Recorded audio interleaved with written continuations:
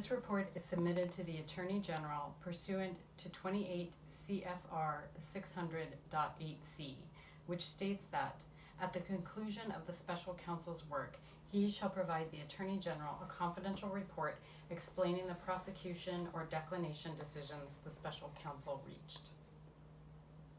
The Russian government interfered in the 2016 presidential election in sweeping and systematic fashion. Evidence of Russian government operations began to surface in mid-2016. In June, the Democratic National Committee and its cyber response team publicly announced that Russian hackers had compromised its computer network. Releases of hacked materials, hacks that public reporting soon attributed to the Russian government, began that same month. Additional releases followed in July through the organization WikiLeaks, with further releases in October and November.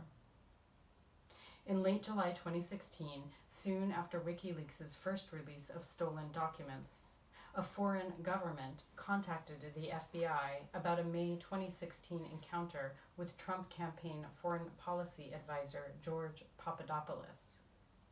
Papadopoulos had suggested to a representative of that foreign government that the Trump campaign had received indications from the Russian government that it could assist the campaign through the anonymous release of information damaging to Democratic presidential candidate Hillary Clinton. That information prompted the FBI on July 31, 2016, to open an investigation into whether individuals associated with the Trump campaign were coordinating with the Russian government in its interference activities. That fall, 2 federal agencies jointly announced that the Russian government directed recent compromises of emails from U.S. persons and institutions, including U.S. political organizations, and these thefts and disclosures are intended to interfere with the U.S. election process. After the election, in late December 2016, the United States imposed sanctions on Russia for having interfered in the election. By early 2017, several congressional committees were examining Russia's interference in the election. Within the executive branch, these investigatory efforts ultimately led to the May 2017 appointment of Special Counsel Robert S. Mueller III. The order appointing the Special Counsel authorized him to investigate the Russian government's efforts to interfere in the 2016 presidential election, including any links or coordination between the Russian government and individuals associated with the Trump campaign. As set forth in detail in this report, the Special Counsel's investigation established that Russia interfered in the 2016 presidential election principally through 2 operations. First, a Russian entity carried out a social media campaign that favored presidential candidate Donald J. Trump and disparaged presidential candidate Hillary Clinton. Second, a Russian intelligence service conducted computer intrusion operations against entities, employees, and volunteers working on the Clinton campaign and then released stolen documents. The investigation also identified numerous links between the Russian government and the Trump campaign. Although the investigation established that the Russian government perceived it would benefit from a Trump presidency and worked to secure that outcome, and that the campaign expected it would benefit electorally from information stolen and released through Russian efforts, the investigation did not establish that members of the Trump campaign conspired or coordinated with the Russian government in its election interference activities.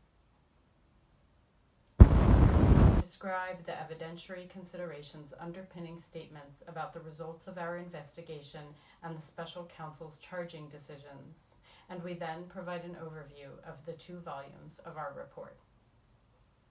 The report describes actions and events that the Special Counsel's office found to be supported by the evidence collected in our investigation. In some instances, the report points out the absence of evidence or conflicts in the evidence about a particular fact or event. In other instances, when substantial, credible evidence enabled the office to reach a conclusion with confidence, the report states that the investigation established that certain actions or events occurred. A statement that the investigation did not establish particular facts does not mean there was no evidence of those facts.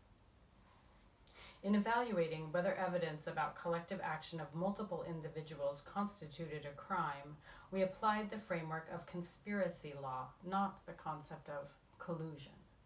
In so doing, the office recognized that the word collude was used in communications with the acting attorney general confirming certain aspects of the investigation's scope, and that the term has frequently been invoked in public reporting about the investigation.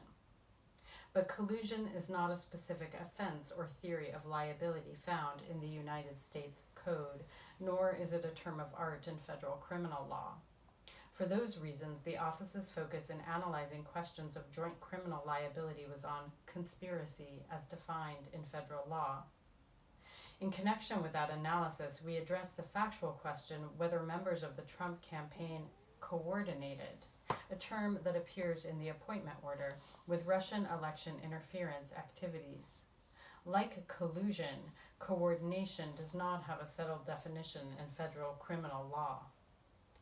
We understood coordination to require an agreement, tacit or express, between the Trump campaign and the Russian government on election interference. That requires more than the two parties taking actions that were informed by or responsive to the other's actions or interests.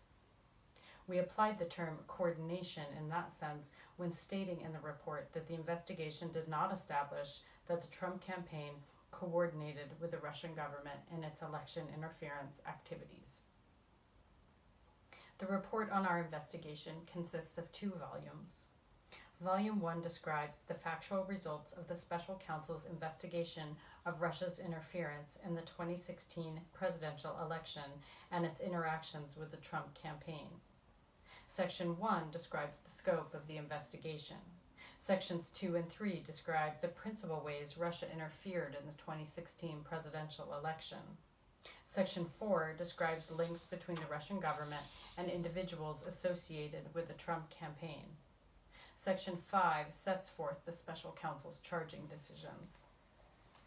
Volume 2 addresses the president's actions towards the FBI's investigation into Russia's interference in the 2016 presidential election and related matters, and his actions towards the special counsel's investigation.